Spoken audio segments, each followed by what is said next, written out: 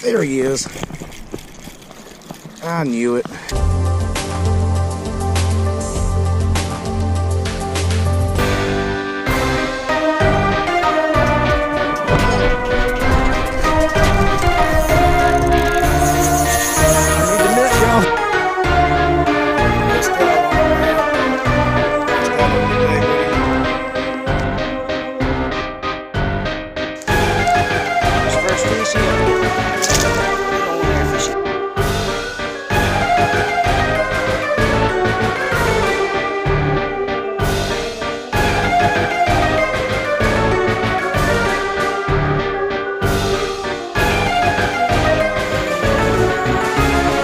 Bass.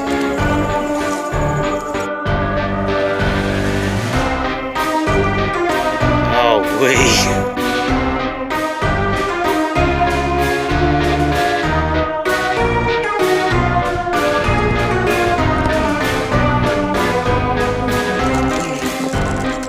There we go. Look at that. Probably crappy right there.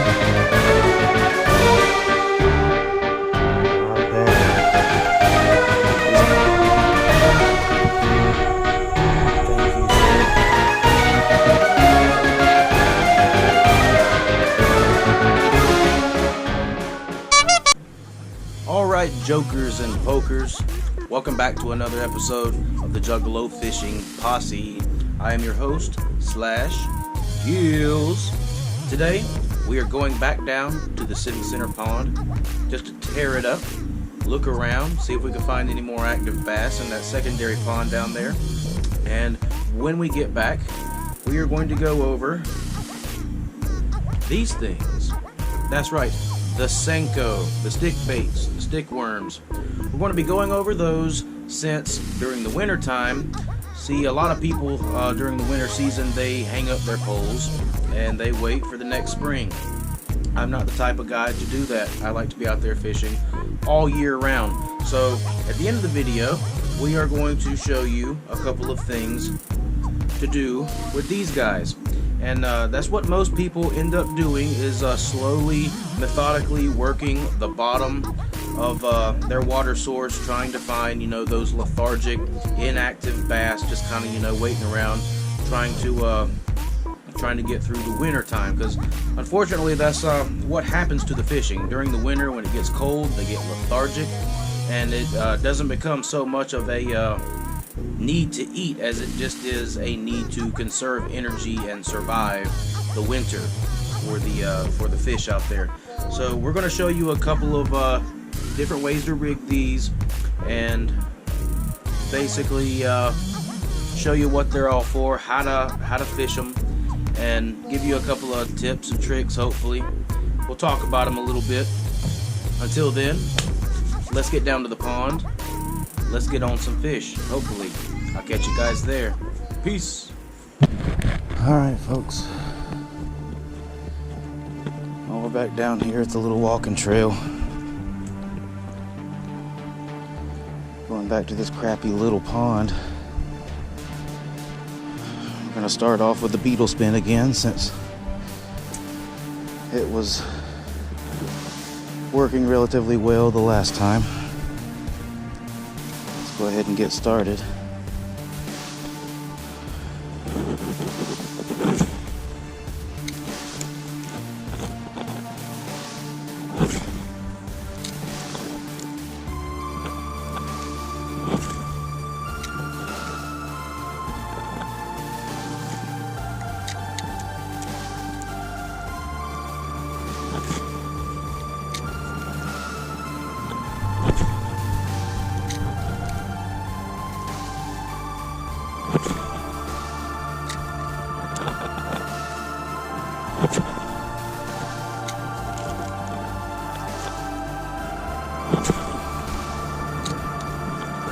I think I might try a baby fluke,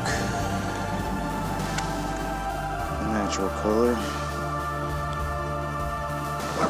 Beetle spin doesn't seem to be what they want today. I shouldn't be using a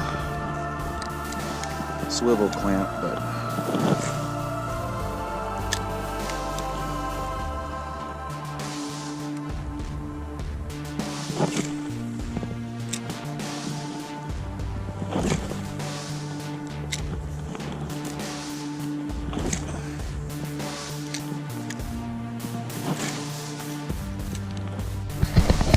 All right, gonna try a little pre-rigged swim bait here. Don't have high hopes for it.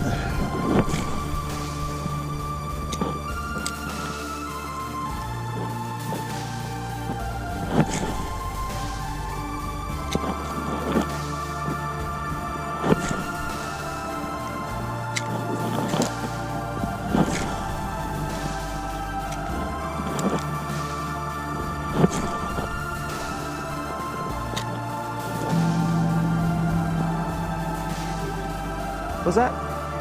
Yes, sir. Oh, really? It's the Juggalo fishing posse.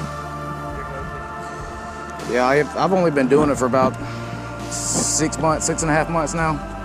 Still trying to get used to it. I'm not computer savvy. Yeah. Technology is not really my thing, so I'm still learning how everything works.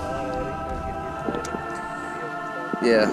So what do you do, like football like reviews, football talks and stuff like that? Yeah, well, I used to do them. I don't do them anymore, but I used to be part of the TTC with Clemson, and it was Clemson Soldiers Football Hate League. It's just, okay. For just your conference and who you're playing and talking crap about the other team. Oh yeah. I watch a lot of these videos. Oh yeah. Yeah, that's. Fishing posse, right? Yeah. Oh yeah. Yeah, it's been a learning curve, man. It really has. Yeah. Well, I hope you do really well because it seems like a lot of people. I don't know if you ever watch Deer Meat for Dinner. I believe I have watched one or two of that. The guy just watches like this.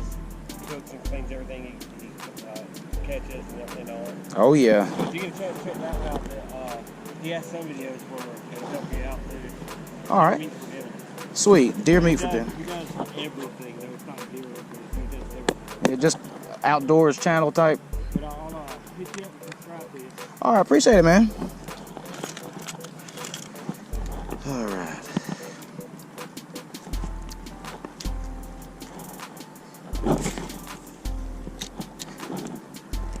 That's goes for the rest of you guys. Like, I'm not stuck up. You see me out here fishing, stop and say hi. Always like interacting with folk. Maybe I'll try this little tried and true crankbait, although it's probably on its last legs. Y'all know me. I will try and try and try, even if it is in vain.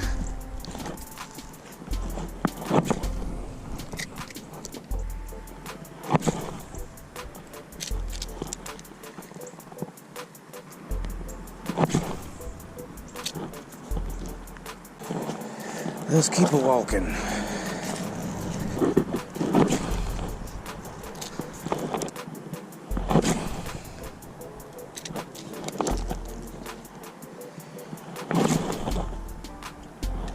Alright.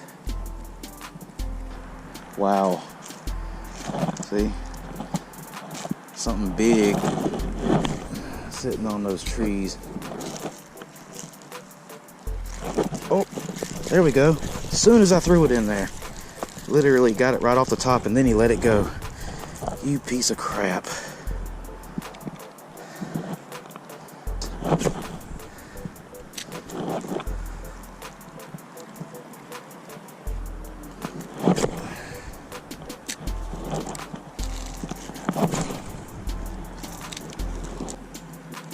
All right.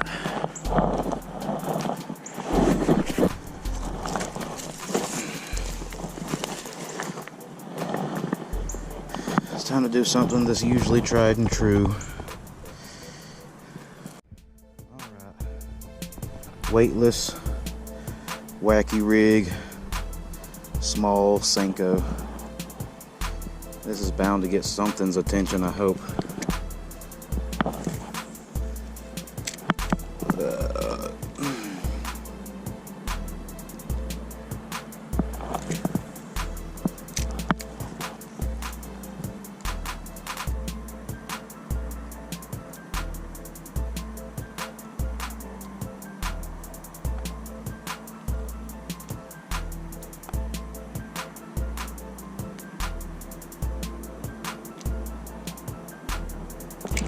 There he is.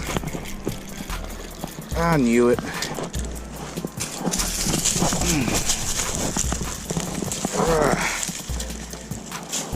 Gotcha. Had to throw him out of the water. He wasn't gonna stay hooked on that little hook, but yeah. Let's get him cleaned off. There we go. Nice. Back in the water with you, buddy. Yes.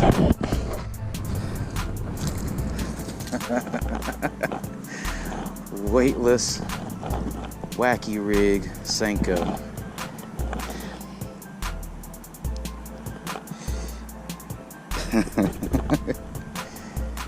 He just couldn't stand it.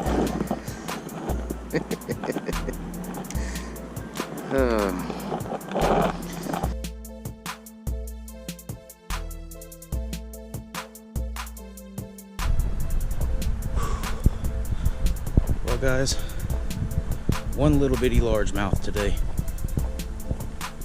I don't know if I'm gonna make it to the second pond or not. Gonna try to get over there. We would have a little bit more visibility if it weren't so cloudy. But I can't figure out what these fish want. Finally pulled one out with a little wacky rig senko. But it's getting dark real quick, so I don't know if I can make anything else happen, but if I can, hoorah. If I can't, we had a good time at least.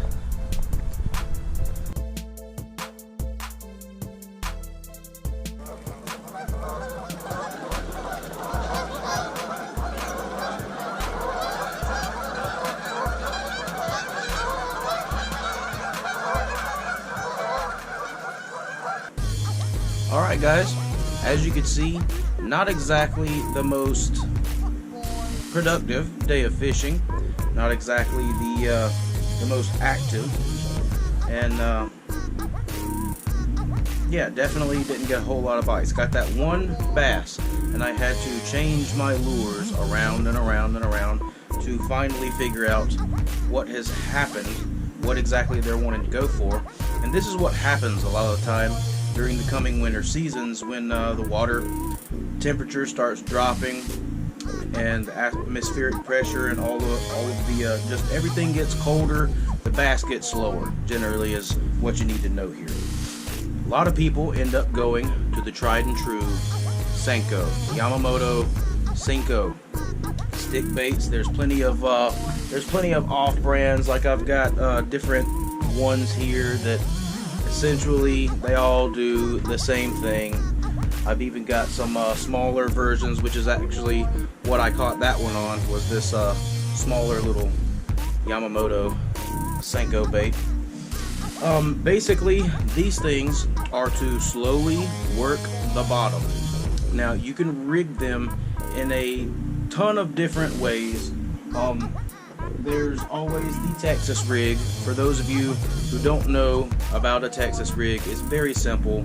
Worm hook, worm. Goes straight into the top, about 1/4 of an inch through, you come out. Pull it all the way down, rotate your hook around, bring it back up slightly to poke it through, and then whoop, right back into itself to Tex-pose it, and there you go. That is the Texas rig. Throw you a little bullet weight or something on the line before you tie, and you'll be set to go with that.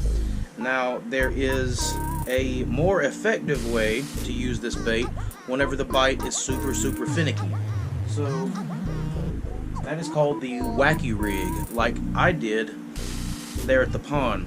Now, at the pond, when I caught that fish, I had it weightless actually. Now, I had a little swivel clamp attached to my line, that way I didn't have to keep retying and retying. That really takes away a lot of your sensitivity, and it also tends to make the fish not hold on to the lure as long. Generally speaking, because like I said, it gives it a little bit more of a little less action. Definitely looks unrealistic, and when the fish have fully engulfed that bait, but they're still got their jaws, their lips on that metal clamp, you know, like obviously that metal clamp is not something, you know, naturally that they would run into. So a lot of the times it's going to make the fish not hold on to your bait as long. Anyway, I just like to use it because it saves a little bit of time here and there. I don't use it all the time, but what I did is I had it weightless. Now, most of the time, whenever I have learned, whenever you're using those smaller senkos, it's really better to use like a jig head or some kind of weighted hook that will bring it down to the bottom quicker, because that thing was just like this, just barely going down, and you want that thing to like to wiggle, you know, you want it to get some good action whenever you're using a wacky rig. Wacky rig, really simple, guys. It cannot get any simpler than this. Now, some people use O-rings and stuff to help it. Sometimes I do, sometimes I don't, but really simple, guys. You take the hook and you go straight through like that, and boom, you have a wacky rig senko. Now, this right here gives it a whole lot of action whenever you pop it up, and then it'll flutter down just like this. 9 times out of 10, the bass is going to hit it on the fall while it's falling and fluttering in the water. But guys, like seriously, that right there, you can't get any more simple than that. And there's just a couple of things that you got to know whenever you're working the bottom like this, especially working a wacky rig. For one, it's good to have a weed guard, some kind of hook with a weed guard cover. It's not always necessary if you know the bottom of the body of water that you're fishing, but generally it's good to have a weed guard on there, because like I said, you are working the bottom, so you're prone to getting caught up in branches, leaves, roots, grass, etc. But basically, when working the bottom, either on a Texas rig or a wacky rig, you basically want to throw it out. You don't want to like really chuck it, because then you're not going to feel the action. You're not going to feel the bite if it's like way out there. You pitch it into some cover. You pitch it to where you think there's going to be a fish. Or sight fishing, if you see a fish and you know he's there and he doesn't want to bite anything else. Wacky rig is the way I like to go. Now, like I said, you throw it in, you want to let it flutter to the bottom, but feeling the weight of the lure is not always going to be your indication of a bite. Now, if you'll notice in the video, you will see that I have a little bit of slack in my line. Whenever you are using something like this, whenever you're fishing the bottom like that, whether it be a jig or a senko, Texas rig, wacky rig, whatever, you really have to pay attention to your line. You can't just expect to feel a thump like you will on a movement bait. You can't expect all of a sudden there to be this fish on there and you didn't have to hardly set the hook or anything. These require a little bit of patience getting used to. Fishing the bottom, period, was never my strong suit growing up. I always liked to put on a spinner bait, put on a crankbait, chuck it out there, reel it in. Chuck it out there, reel it in, and burn water. You know what I mean? But whenever the fishing is, whenever the fishing is really finicky, whenever the bite is difficult, fishing the bottom is usually the way to go. Now, as I said, you have to pay attention to your line. There are some things that you need to understand when working a lure like this. Whenever you raise your rod tip, you raise it up, you are going to be drawing slack out of that line and drawing it more taut. That's also is what you do to give it action. Flutter it a little bit, a couple of inches, let it sit, watch your line. You feel for it still, but you keep your eye on that line. Now, so keeping that in mind, you raise your pole, the line gets taut, comes up. Now, if you are not reeling, and if you are not raising your pole, and that line goes taut, that means you got a fish on there. Now, if you lower your pole, you're going to throw slack in your line. If your line is getting more and more slack or going off to the side and you're not moving your pole at all, it has to be a fish. Like, you have to bear in mind what movement you do and how that's going to affect the line. And you have to keep close attention. If you see that line move side to side, if you're not moving or reeling and that line gets drawn tight, or if it starts coming towards you, like, and you're not moving, like, the only other thing that could be is something messing with your lure. Pretty simple stuff, right? But I promise you, this takes a lot of people a lot of time to understand, and I am one of those people. It took me forever. You have to pay attention to multiple aspects of the whole technique. You have to pay attention to your line as well as feeling the weight of your lure every once in a while. But like I said, in this particular method, a lot of the times you're going to get that hit on the fall. And in the video, if you noticed, that's what had happened. I had popped my pole and I waited and I was letting it sink. And I saw that line jump and then move. But yes, instantly I knew when that line moved and I was not moving it, I had a fish on. So I set the hook. And like I said, you physically have to set the hook. You don't have to rip their brains straight out of their gullet and throw it up onto the bank, but you do have to set the hook on them. Reel down a bit to get rid of the extra slack, set the hook, drive that hook home where it needs to go. And like I said, this is not a treble hook, movement lure. It's not a crankbait. It's not a jerk bait. It's not something that you could just reel into. Like, you actually physically have to pay attention and set the hook on these fish. And that's what I did. And unfortunately, I had a very, very small hook at the time, so he did not want to stay on there. Especially, like I said, these bass at that little corner pond down there. It never gets fished by anyone. I've never seen anybody fish it before. And just judging by the reaction of these bass that I pull out, like, they go crazy and they don't stop. Like, they don't really understand the whole protocol. They don't get the deal, what it's like to be caught. But we're out to change that. Hopefully we can catch them all at some point.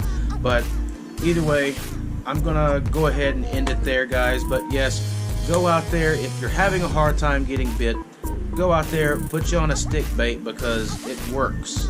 It has worked for a very long time. It's worked for everyone just about who's ever used it. Like, at some point you will get a bite on a senko bait, especially, like I said, the wacky rig. I'm not a big fan of fishing the bottom like that. I'm not a big fan of using senkos. Just to me, it's not as fun. It's more methodical, and as I said, I'm a search fisherman. I like to get out there and burn water, and I don't like to be super slow and methodical, but sometimes you got to do what I got to do. Next time we will probably be trying a couple of different things, and we will be going over a different technique that people use in the wintertime, or just generally whenever the bite is tough. I'm going to be using little lures like these for what is known as the drop shot rig. Something I also absolutely hate using.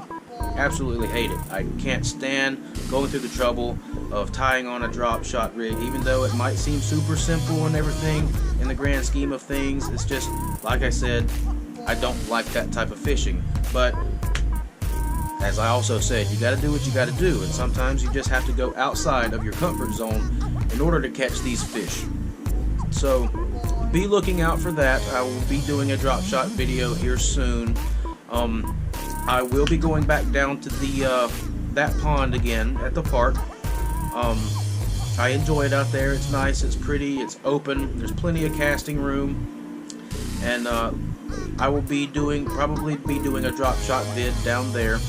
I will also probably be going out there to try something else. I may be pulling out some of those shiners or chubs or whatever they were out of the creek, and I might tote them back up to the ponds and use them as live bait to see if I can get any of these bass to hone in on some live bait. Maybe even get a catfish, because I've heard tell that they do have catfish competitions or whatnot out there at this lake every once in a while for youth groups and stuff. We might pull something like that out. Who knows? You never know. But stay tuned, guys. Bear with me. Like I said, I'm sorry for all the delay in getting stuff posted up. We have been without internet and without power for a while. We finally got power turned back on, and internet will be the next step. Like, we just kind of hit a rough patch in these holidays, and we do it every year. My wife goes out and spends every ounce of money that we have, and she buys gifts for a bunch of people who don't deserve anything. But that's the way it goes, right? Yeah. Anyway, we'll end it there. I hope you guys have a good day. I hope you guys enjoyed it. If you did enjoy it, please give me a thumbs up. Go down, hit that subscribe button, hit the bell notification. It'll let you know whenever I drop a new vid. Also, get in the comment section down below. Let me know what you think. Do you know anything about using a stick bait, a senko? I'm sure some of you out there has got some stories, got some lunker stories, I'm sure, because the senko, like, it'll catch numbers, but it has been known to catch some big hogs. Like, no lie, I've seen some people pull some massive bass up with just a simple wacky rigged senko. Anyway, guys, like I said, get in the comments, talk to me, interact, let's talk, let's answer some questions, whatever you got, and I will hope to see you guys at the next episode. Whoop whoop, tight lines, sharp hatchets. Peace out, homies.